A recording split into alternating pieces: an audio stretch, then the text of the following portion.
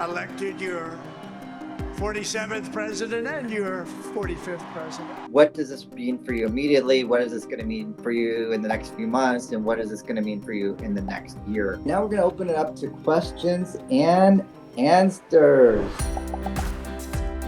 One question is, if you have a pending EU visa, are you safe? So if you have an application that's already been submitted, there's something called due process. And that's also something within the Immigration and Nationality Act. That process is going to continue. You already have an application that's filed. You relied on the fact that benefit was available to you. So I don't foresee like the U visas being something that's taken away, and the U visa is a great program. There's the waiver that's available to overcome a lot of issues that are not waivable, such as entering without a visa multiple times or certain types of crimes and whatnot. So if you're already in the process, I don't see that as being an issue. For hardship, do you need an exception letter for your home country? I'm not sure, Mario, if you're talking about J1 hardship waiver or I601 hardship waiver. I'm assuming maybe you're talking about a hardship waiver because that's where you would get a no objection statement. In that situation, no, you don't need a no objection statement from your home country. That's a different kind of waiver. That's called a no objection waiver. So that's not something that you would need from your home country. Another thing I want to talk about is TPS. Last administration did want to take away TPS. That was something that was being litigated in the courts. I do see that as something that he will want to take away. There are 16 countries on TPS. I think that will be something that he will try to go after, and we will see probably litigation with that. That's a prediction, of course.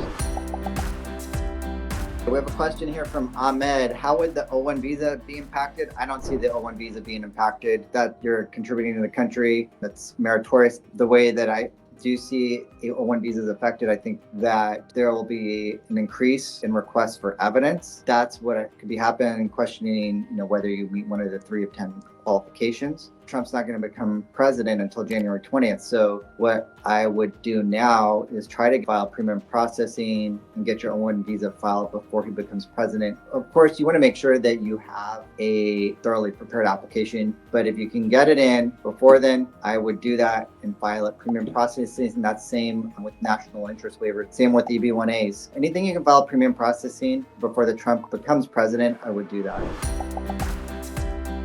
You did your parents' paperwork for permanent residency and you submitted the fee and paperwork. What is the next step you should take on this? It's unclear to me like what you filed. There's 2 forms here. If you filed consular processing or a U.S. citizen filing for your parents, then you'd be waiting for the next step, going to the I-130 being approved and then the National Visa Center approving. And they'll tell you what they want you to submit, but that's generally like an affidavit of support showing you meet the income requirements, the DS-260, and then you're going to have to show there's a host of other documents that you'll have to submit at the NVC stage. If you applied in the United States as a 1 step, then you're waiting for biometrics. 1 step is like the I-130, 485, you're waiting for the biometrics and then possibly an interview. How's this going to affect parental immigration and filing for children? So one area, I think he is also going to come back with the public charge. We saw that with the last administration too, making affidavits of support harder. You're supposed to show as a U.S. citizen that you can be able to financially support whoever you're sponsoring, or the joint sponsor is able to do that. And if the applicant took certain types of public benefits, that could be an issue. And that's also an issue for parents too. They were starting to attack that, like, oh, you're a certain age, are you going to be taking public benefits? So that was not fun to deal with in the last administration, to be honest. And hopefully they're not going to be moving in that direction again, but that possibly could be the case.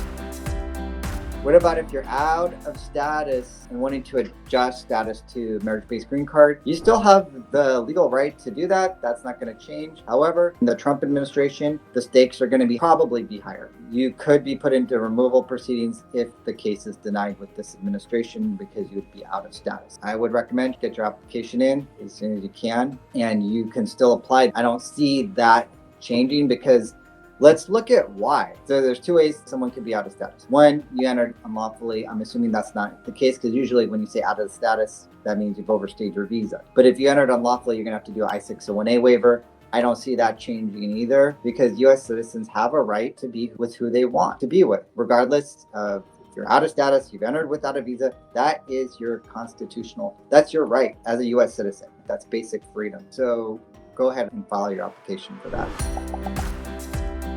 How long does it take for the paperwork to be processed? Well, I expect things to slow down, even though USCIS did raise the fees and they said things are going to decrease in time. We've seen that in some situations, but for instance, I601 waivers haven't really seen that. But for parental green cards, if you're in the United States 1 to 2 years, if you're outside the United States, it could take anywhere from 1 to 2 years plus. I can see things slow down at the embassies. We did see that with the last administration. And of course, there's all kinds of reasons that were given to justify that, such as COVID. But I think that was pretext. But things are already slow at the embassies. It's already taking a year after an I601A waiver is approved, for instance, to get scheduled for an interview, just to wait for an interview. That is already a long time. So I'm hoping things are not going to slow down more, but that is what we saw in last time with the Trump administration.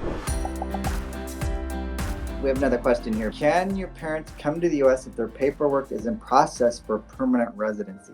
If parents are outside the United States, you're applying for a green card, I recommend generally that when someone's applying for a green card outside the United States, you don't come into the United States. There's a chance that you could be turned away at the port of entry because you're coming to visit and you have a permanent application filed. And worst case, unfortunately, seen sometimes people be put into what's called expedited removal. If they find like there's a finding of misrepresentation, sometimes they'll go onto your phone and say, oh, last time you entered, you were at your cousin's liquor shop, and so we think you were working, and so we're putting you into expedited removal. I recommend just waiting. I know it's a long time, but that is the safest option. Thank you, everybody, for joining. Bye for now. See you next time.